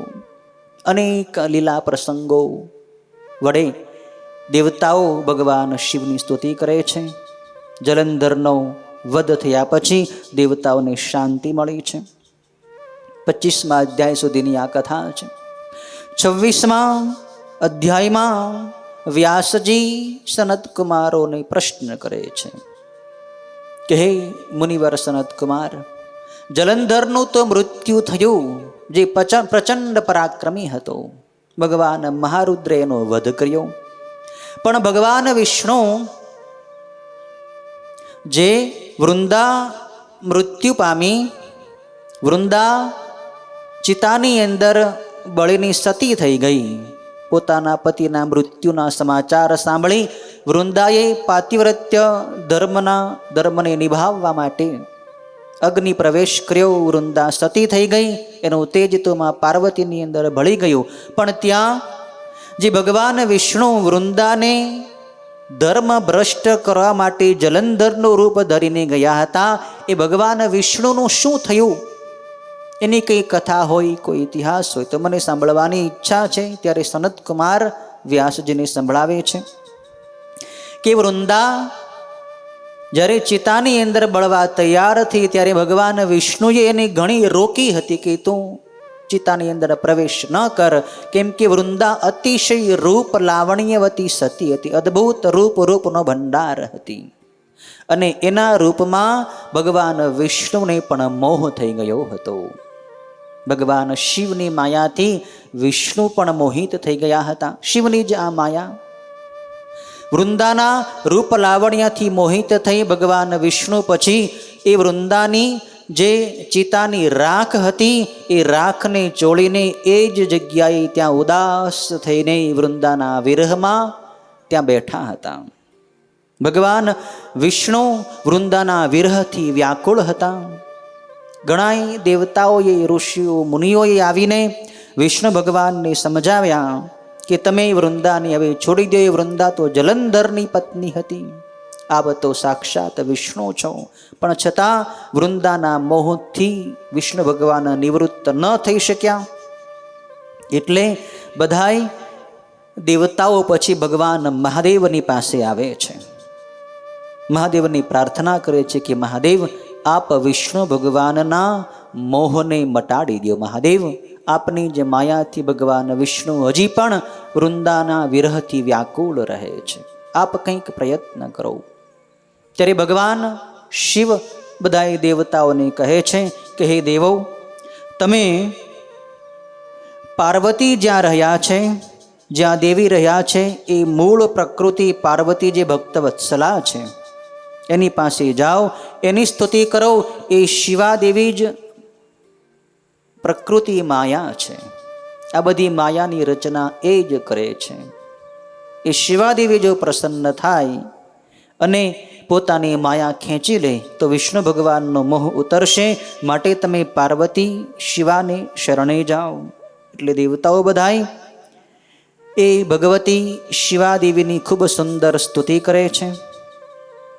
શિવાદેવીને વંદન કરે, સ્તુતિ કરે છે કે હે ભગવતી શિવે, કૈલાસવાસી ભગવાન શંકરનું તથા જલંધરનું યુદ્ધ ચાલતું હતું, ત્યારે એ જલંધરના વધ માટે આપ ગૌરીની આજ્ઞાથી જ વિષ્ણુએ પ્રયત્નથી વૃંદાદેવીને અત્યંત મોહ પમાડી હતી. આપે જ વિષ્ણુ ભગવાનની આજ્ઞા કરી હતી કે તમે વૃંદાના ધર્મનો ભંગ કરો. એટલે જ વિષ્ણુ ભગવાને વૃંદાના પાતિવ્રત્ય ધર્મનો તો ભંગ કર્યો.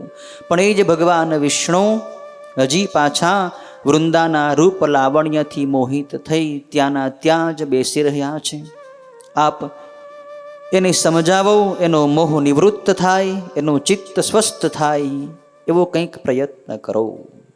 ત્યારે આકાશમાં એક અદ્ભુત તેજ પ્રગટ થયું છે, જેમાં શિવાદેવીનું પાર્વતીનું તેજ છે.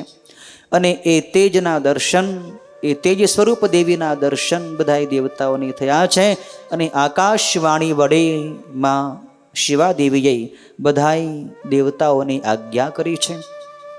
માં ભગવતી આકાશવાણી વડે દેવતાઓને કહે છે કે હે દેવો, હું જ 3 ગુણો વડે 3 પ્રકારે ભેદ પામી રહી છું.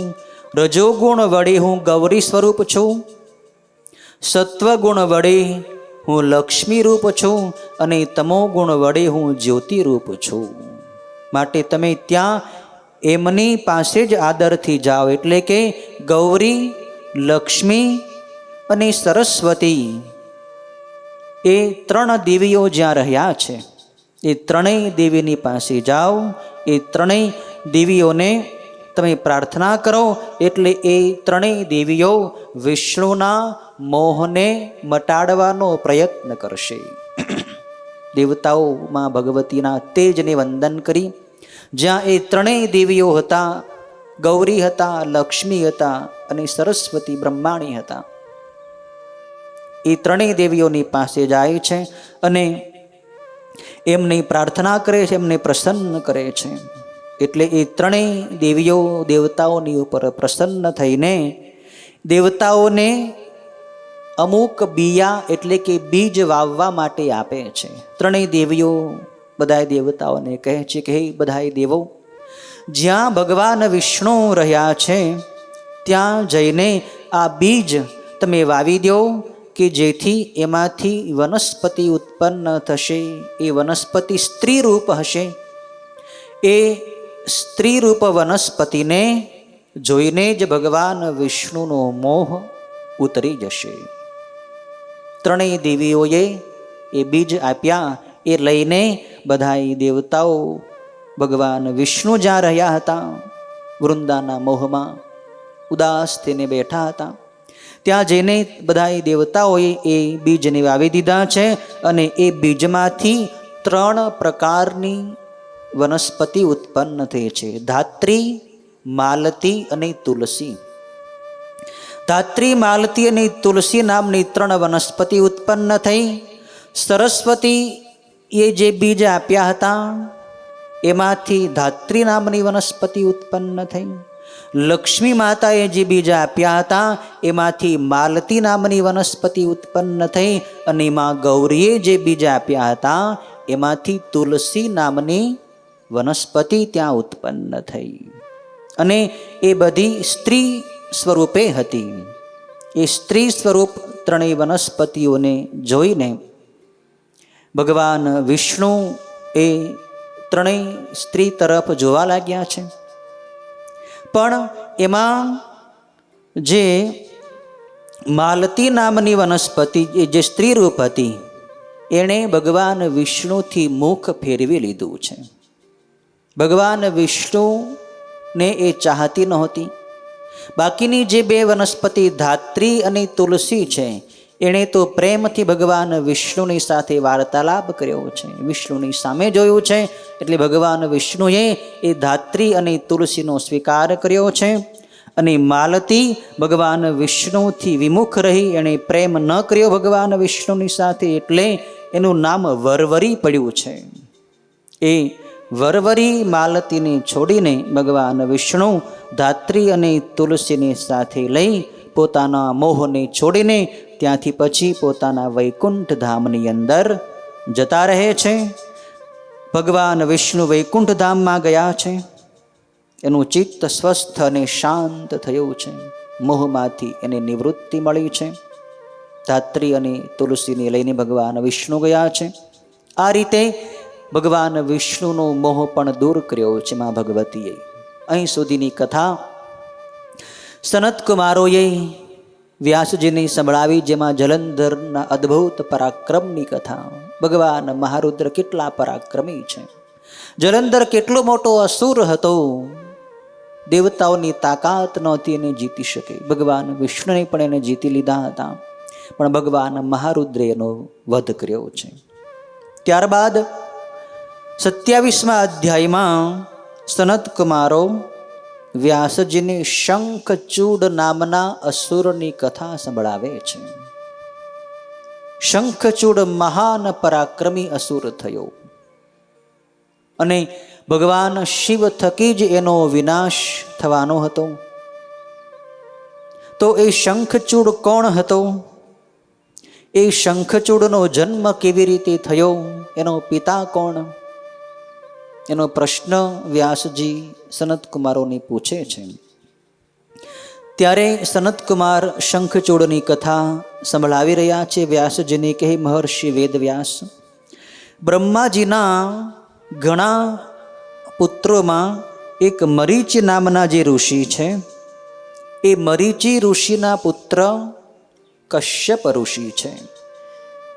અને એ કશ્યપ ઋષિની જ આ બધી જગતની જે પ્રજાઓ છે, એ બધી કશ્યપ ઋષિની જ બધી પ્રજાઓ છે.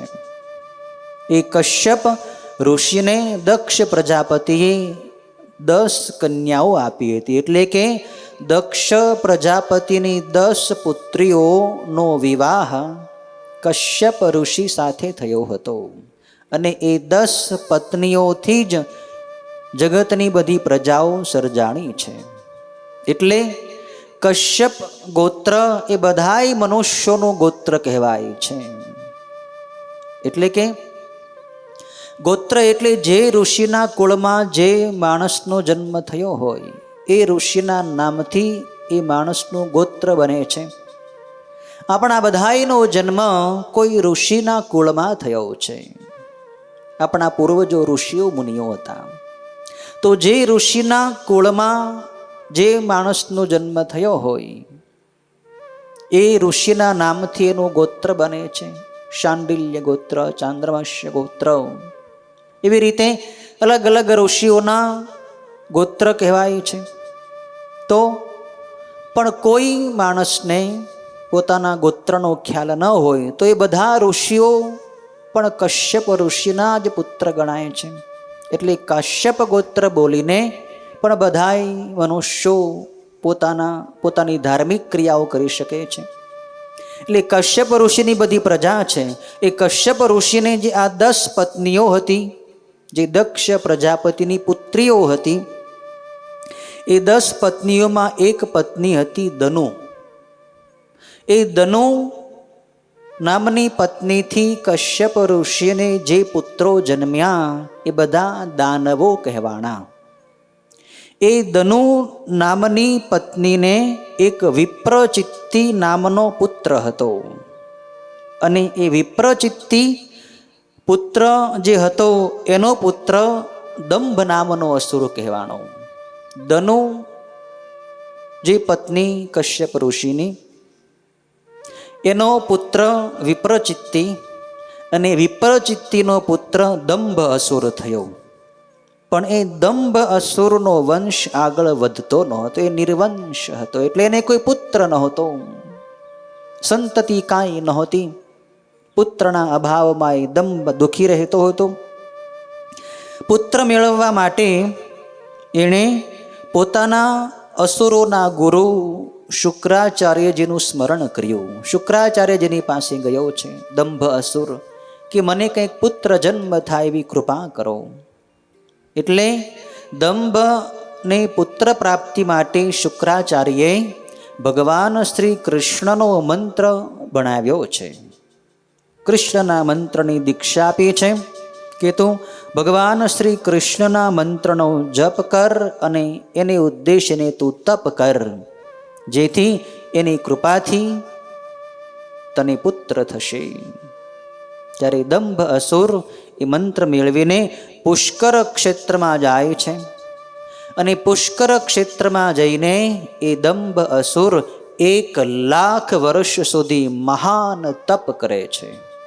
ભગવાન કૃષ્ણને ઉદ્દેશીને દંભ અસુરે 1,00,000 વર્ષ સુધી શ્રેષ્ઠ તપ કર્યું અને એ તપ કરતા કરતા એના મસ્તકમાંથી અત્યંત તેજ નીકળી ગયું અને એ તેજ આખા બ્રહ્માંડની અંદર ફેલાઈ ગયું છે. દેવતાઓ હાહાકાર કરવા માંડ્યા કે આ અદ્ભુત તેજ વડે અમે બધાએ બળવા માંડ્યા છીએ. આ તેજ કોનું છે? આ કોણ તપ તપી રહ્યું છે? આ કોના તેજથી અમે બળી રહ્યા છીએ? દેવતાઓ બળીને ગભરાઈને ડરીને બ્રહ્માજીની પાસે જાય છે. કહે પિતામહ બ્રહ્મા, આ તેજ કોનું છે અને ક્યાંથી આવી રહ્યું છે? અમે બધા એનાથી બળી રહ્યા છીએ. ત્યારે બ્રહ્માજી જાણી ગયા કે આ તો ભગવાન કૃષ્ણને ઉદ્દેશીને આ દંભ નામનો અસુર તપ કરી રહ્યો છે. એટલે બધાએ દેવતાઓને સાથે લઈ બ્રહ્માજી ભગવાન વિષ્ણુની પાસે વૈકુંઠમાં જાય છે. કહે લક્ષ્મીપતિ નારાયણ, આપનો કોઈ ભક્ત દંભ નામે અસુર છે અને આપને ઉદ્દેશીને એ તપ કરી રહ્યો છે, તો એને જે વરદાન જોતું હોય એ વરદાન આપ એને આપી દો, નહીતર એના તેજથી આ બધા દેવતાઓ હવે બળી રહ્યા છે. ત્યારે ભગવાન વિષ્ણુ કહે છે કે એ દંભ નામનો દાનવ મારો ભક્ત છે અને એને પુત્રની ઈચ્છા છે, માટે એ તપ કરે છે, માટે હું એની પાસે જઈને એને વરદાન આપીશ. ભગવાન વિષ્ણુ દંભ દાનવની પાસે આવે છે અને પુષ્કર ક્ષેત્રમાં આવીને દંભ દાનવને કહે છે કે હે દંભ અસુર, તારી કોઈ વરદાનની ઈચ્છા હોય તો તું માગી લે, હું તને બધું આપીશ, તારા તપથી હું પ્રસન્ન થયો છું. ત્યારે દંભાસુર ભગવાન વિષ્ણુને પ્રાર્થના કરે છે કે હે કમળ જેવા નેત્રવાળા, હે લક્ષ્મીના પતિ, હે ભગવાન વિષ્ણુ, જો આપ મારા ઉપર પ્રસન્ન થયા છો તો મને પોતાનો ભક્ત અને મહાન બળ પરાક્રમ વાળો પુત્ર આપો. અને એ પુત્ર ત્રણેય લોકને જીતવા વાળો હોય, મહાન વીર હોય અને દેવોથી પણ ન જીતી શકાય એવો પ્રચંડ પરાક્રમી હોવો જોઈએ. આપનો ભક્ત હોય, મહાન પરાક્રમી હોય, ત્રણેય લોકને સ્વર્ગ પૃથ્વી પાતાળને જીતી લે એવો હોય અને કોઈ દેવતાઓથી જીતી ન શકાય, દેવતાઓને પણ હરાવી દે એવો પ્રચંડ બળ પરાક્રમ વાળો પુત્ર મને આપો. ત્યારે ભગવાન વિષ્ણુ એ દંભાસુરને વરદાન આપે છે. ભગવાન વિષ્ણુએ એને વરદાન આપ્યું અને ત્યાંથી અદૃશ્ય થઈ ગયા અને પોતાનું તપ સિદ્ધ થયું જાણીને એ દંભાસુર પોતાના ઘરે પાછો આવે છે. થોડા સમય પછી એની પત્ની સગર્ભા થઈ છે અને ભગવાન કૃષ્ણના પાર્ષદોમાં જે સુદામા નામનો ગોવાળ હતો, કૃષ્ણ ભગવાનના જે પાર્ષદો છે એમાં સુદામા નામનો એક ગોપ બાળક છે, ગોપ ગોવાળીઓ છે. એ જ સુદામા નામનો ગોવાળ આ દંભાસુરની પત્નીના ગર્ભની અંદર એનો જીવ દાખલ થાય છે અને એ જ સુદામા આ દંભાસુરનો પુત્ર બને છે. કેમ કે એ સુદામા નામના ગોપને રાધાજીનો શાપ હતો. રાધાજીએ એ સુદામાને એવો શાપ આપ્યો હતો કે તારે અસુરના વંશમાં જન્મ લેવો પડશે. ત્યારે રાધાજીના શાપથી જ એ સુદામા નામનો ગોવાળ આ દંભાસુરની પત્નીના ગર્ભની અંદર આવે છે અને યોગ્ય સમયે એની સ્ત્રીએ પ્રસવ કર્યો છે, પુત્રનો જન્મ થયો છે. એટલે એના પિતા દંભાસુરે એના જન્મ સંસ્કાર કરાવ્યા છે. અતિશય મોટો ઉત્સવ ઉજવાયો છે અને એનું નામ શંખચૂડ એવું પાડ્યું છે. જે પૂર્વ જન્મનો સુદામા, એ જ આ શંખચૂડ નામે અસુર ઉત્પન્ન થયો છે. એ પુત્ર શુક્લ પક્ષમાં જેમ ચંદ્રમાં વધે એમ પોતાના પિતાજીના ઘરમાં વધવા માંડ્યો છે. અને કાયમ નાનેથી એણે ખૂબ સુંદર વિદ્યાભ્યાસ વડે અનેક શાસ્ત્રોનું જ્ઞાન પ્રાપ્ત કર્યું છે અને પોતાના માતા પિતાની અત્યંત હર્ષ ઉપજાવવા માંડ્યું છે. શંખચૂડ નો જન્મ થયો, એનો બાલ્યાવસ્થા પૂર્ણ થઈ પછી એ શંખચૂડે જૈગીષવ્ય મુનિના ઉપદેશથી પુષ્કર ક્ષેત્રમાં જઈને બ્રહ્માજીની ઉદ્દેશની લાંબા કાળ સુધી અતિશ્રેષ્ઠ તપ કરવા માંડ્યું છે. શંખચૂડ તપ કરવા માટે પુષ્કર ક્ષેત્રમાં જ આવ્યો છે. જે ક્ષેત્રમાં એના પિતા દંભાસુરે તપ કર્યું હતું, એ જ ક્ષેત્રમાં આ શંખચૂડ આવીને બ્રહ્માજીની ઉદ્દેશની તપ કરે છે. જૈગીષવ્ય મુનિએ એને ઉપદેશ આપ્યો હતો કે તું તપ કર તો તને ખૂબ જ સુંદર અને મહાન પતિવ્રતા એવી પત્ની પ્રાપ્ત થશે. ત્યારે આ શંખચૂડે ઇન્દ્રિયોને કાબૂમાં રાખીને એકાગ્ર મન કરીને એના ગુરુજીએ જે વિદ્યા આપી હતી એ બ્રહ્મ વિદ્યા જપવા માંડી. શંખચૂડે મહાન તપ કર્યું. ત્યારે તેને વરદાન દેવા માટે પિતામહ બ્રહ્મા ત્યાં જઈ પહોંચ્યા. પિતામહ બ્રહ્માએ ત્યાં પ્રગટ થઈને શંખચૂડને દર્શન આપ્યા છે અને કહ્યું કે હે શંખચૂડ, તારા તપથી હું પ્રસન્ન થયો છું, તું વરદાન માગ. ત્યારે એ દાનવેન્દ્રને બ્રહ્માએ કહ્યું, ત્યારે એમના દર્શન કરી હતી નમ્ર થઈ સુંદર વાણી વડે બ્રહ્માજીની એણે સ્તુતિ કરી છે અને બ્રહ્માજીની પાસેથી વરદાન માગ્યું છે. દેવોથી પોતે ન જીતી શકાય એવું વરદાન બ્રહ્માજીની પાસે એણે માગ્યું છે કે હું દેવતાઓ વડે ન જીતી શકાય, એટલે કે યુદ્ધમાં દેવતાઓ મને જીતી ન શકે, હું દેવતાઓને હરાવી દઉં, દેવતાઓ મારી પાસે હારી જાય એવું અદ્ભુત બળ અને પરાક્રમ મને આપો. બ્રહ્માજી તથાસ્તુ કહ્યું છે. અને એ ઉપરાંત મંગળોમાં પણ મંગળરૂપ સર્વ ઠેકાણે વિજય આપનારો દિવ્ય શ્રી કૃષ્ણ કવચ પણ બ્રહ્માજીએ શંખચૂડને આપ્યું છે.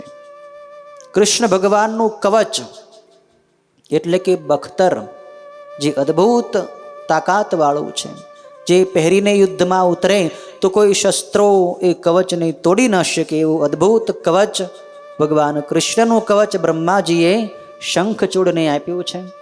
અને શંખચૂડને કહ્યું છે કે હે શંખચૂડ, તું અહીંયાથી બદ્રિકાશ્રમમાં જા. ત્યાં તુલસી નામની એક ધર્મધ્વજની પુત્રી તપશ્ચર્યા કરી રહી છે. એ તપ કરી રહી છે તુલસી, તું એની પાસે જા. મારી કૃપાથી તું એની સાથે વાર્તાલાપ કરીશ ત્યારે તને ઓળખશે અને તમારો બંનેનો વિવાહ થશે. તુલસીની સાથે તારો વિવાહ થવાનો છે, તું બદ્રિકાશ્રમમાં જા. ધર્મધ્વજની એ પુત્રી છે, એની પાસે આ શંખચૂડ જાય છે. પુષ્કર ક્ષેત્રમાં જ એ જગતના મંગળોનું પણ મંગળ કૃષ્ણ કવચ પોતાના ગળામાં એણે બાંધી દીધું અને પછી એ બદ્રિકાશ્રમમાં ગયો છે, જ્યાં તુલસી તપ કરતી હતી. ત્યાં જઈને શંખચૂડ એને કહે છે કે હે દેવી, તું કોણ છે, કોની પુત્રી છે, અહીંયા રહીને તું શું કરે છો અને મૌન કેમ છો? ત્યારે એ તુલસી કહે છે કે હું ધર્મધ્વજની પુત્રી છું, તપ કર્યા કરું છું અને આ તપોવનમાં તપસ્વીની બનીને હું રહું છું. તું કોણ છે અને તું મને આવા પ્રશ્નો શા માટે પૂછે છો? હું સ્ત્રી જાતિ છું, અજાણી સ્ત્રી સાથે આવી રીતે વાર્તાલાપ ન કરવો જોઈએ. સ્ત્રી જાતિ બ્રહ્મા વગેરેને પણ મોહ પમાડે એવી છે, માટે તું અહીંથી દૂર જાતું કોણ છે?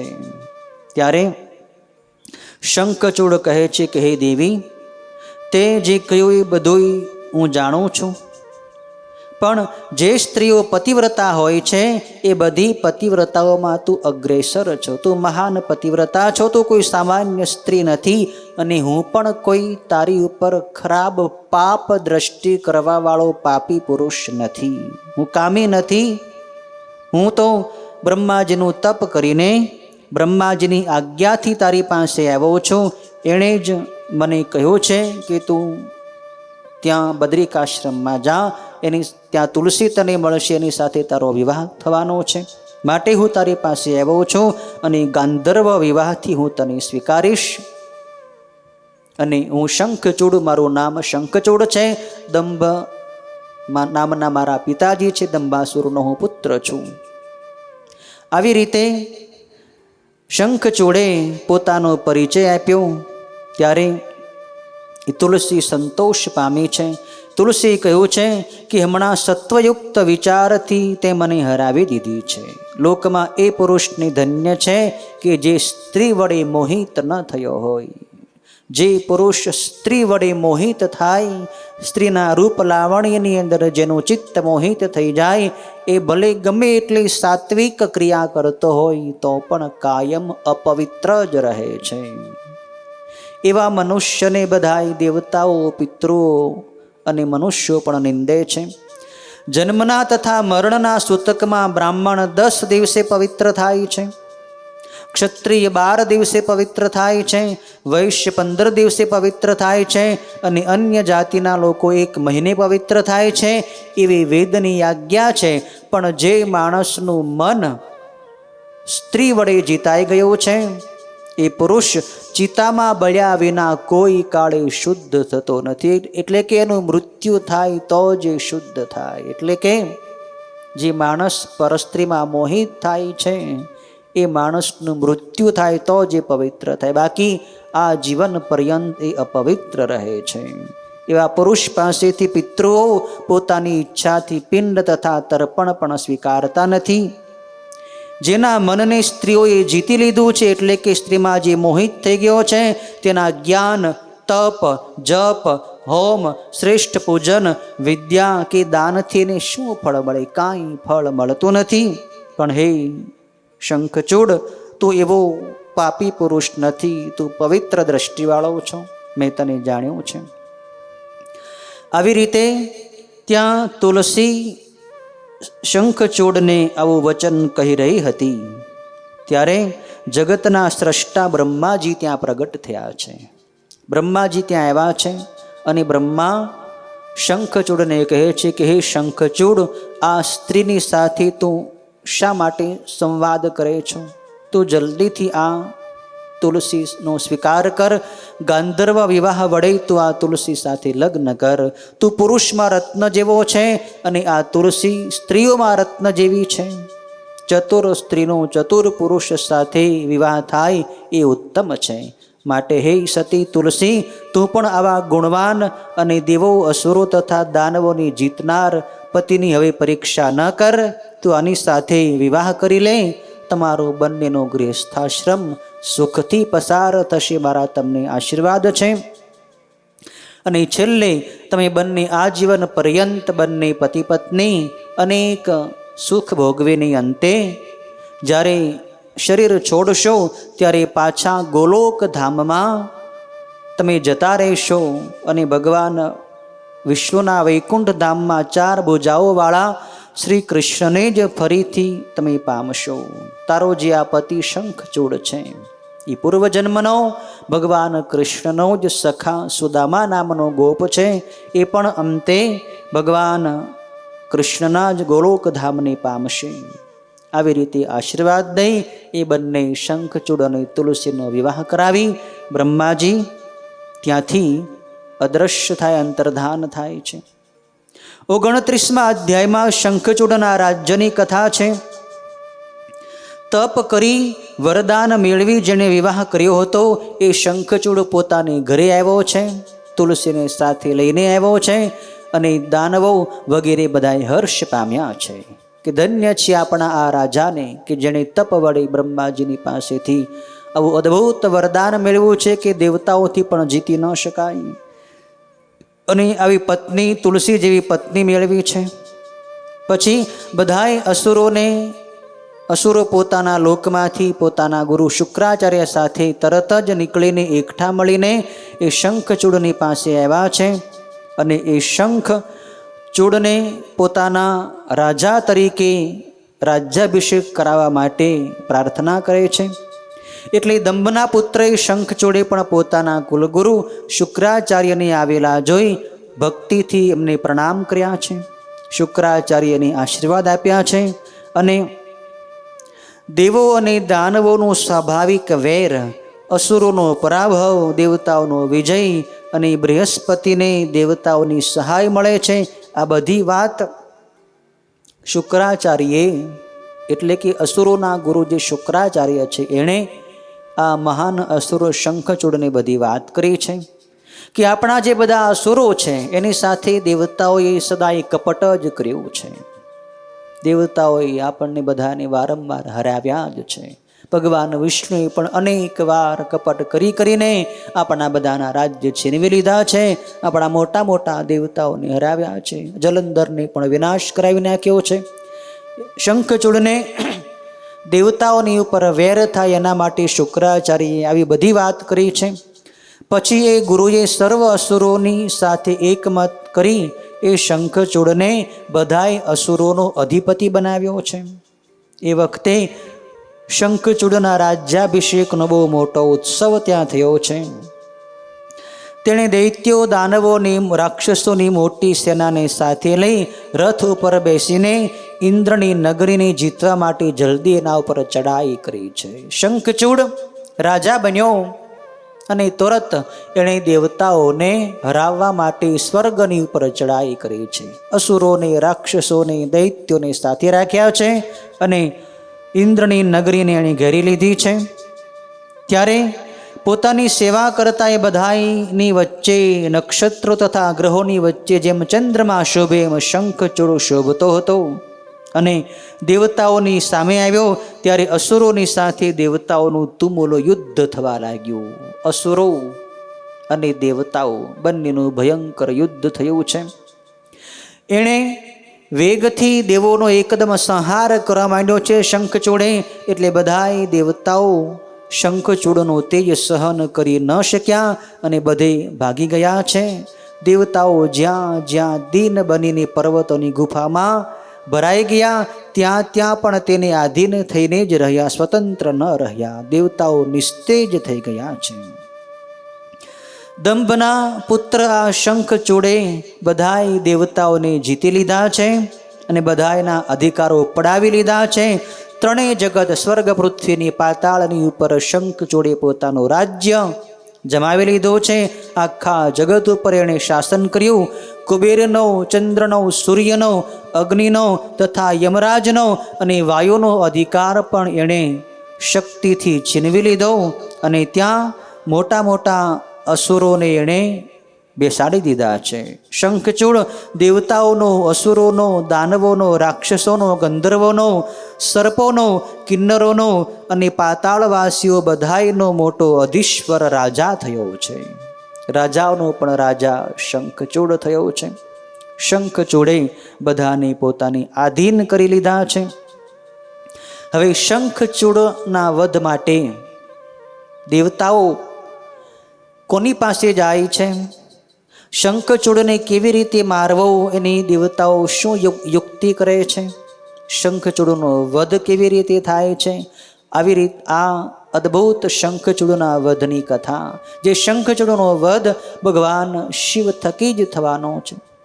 એવી રીતે એ શંખચૂડનો ઇતિહાસ જે વ્યાસજી સનતકુમારોને પૂછશે, એ સંવાદ વ્યાસજી અને સનતકુમારોનો સંવાદ, સનતકુમાર એની કથા વ્યાસજીને સંભળાવશે, સૂતજી આ કથા શૌનક વગેરે ઋષિઓને સંભળાવશે અને બ્રહ્માજી આ કથા નારદજીને આવતીકાલે સંભળાવશે. ઓમ પૂર્ણમદ પૂર્ણમિદમ પૂર્ણાત પૂર્ણમુદચ્યતે પૂર્ણસ્ય પૂર્ણમાદાય પૂર્ણમેવાવશિષ્યતે. ઓમ શાંતિ શાંતિ શાંતિ. ઓમ નમઃ શિવાય. ઓમ નમઃ શિવાય. ઓમ નમઃ શિવાય. ઓમ નમઃ શિવાય. ઓમ હર હર ભોલે નમઃ શિવાય. ઓમ હર હર ભોલે નમઃ શિવાય. ઓમ નમઃ શિવાય. ઓમ નમઃ શિવાય. ઓમ નમઃ શિવાય. ઓમ નમઃ શિવાય. ઓમ હર હર ભોલે નમઃ શિવાય. ઓમ હર હર ભોલે નમઃ શિવાય. ઓમ નમઃ શિવાય. ઓમ નમઃ શિવાય. ઓમ નમઃ શિવાય. ઓમ નમઃ શિવાય. ઓમ હર હર ભોલે નમઃ શિવાય. ઓમ હર હર ભોલે નમઃ શિવાય. ઓમ નમઃ શિવાય. ઓમ નમઃ શિવાય. ઓમ નમઃ શિવાય. ઓમ નમઃ શિવાય.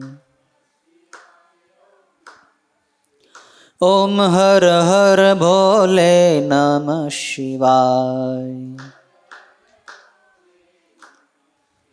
ઓમ હર હર ભોલે નમઃ શિવાય. ઓમ નમઃ શિવાય. ઓમ નમઃ શિવાય. ઓમ નમઃ શિવાય. ઓમ નમઃ શિવાય. ઓમ હર હર ભોલે નમઃ શિવાય.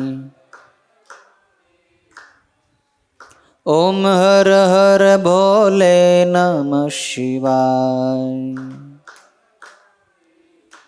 ઓમ નમઃ પાર્વતી પતયે. હર હર મહાદેવ.